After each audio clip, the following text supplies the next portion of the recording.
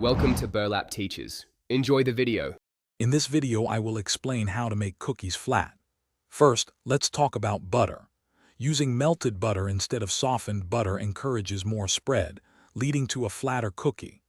Also, precise measurement of all ingredients, especially flour, is crucial. Too much flour can make cookies puffy. Finally, chilling your dough for at least 30 minutes helps prevent excessive spreading, giving you more control over the final shape and texture. Next, consider your ingredient ratios. Increasing the amount of sugar and fat relative to flour will generally result in a flatter cookie. For leavening, baking soda reacts with acidic ingredients to promote spread, while baking powder tends to make cookies puffier.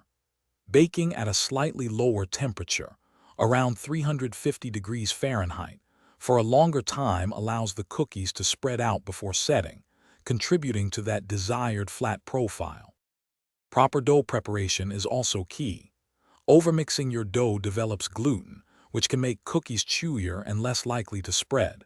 Mix just until combined. Before baking, gently flatten your dough balls with the palm of your hand or the bottom of a glass. This initial flattening helps them spread more evenly. Finally, bake on light-colored baking sheets lined with parchment paper for consistent heat distribution and better spread. If your cookies still aren't flat enough, check your oven temperature. An inaccurate oven can drastically affect baking results. Use an oven thermometer to verify. Also, give your cookies space on the baking sheet. Overcrowding can inhibit proper air circulation and even spreading.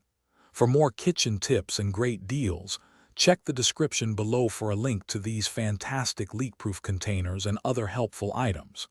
Happy baking! Thanks for watching. Consider subscribing if this video helped you.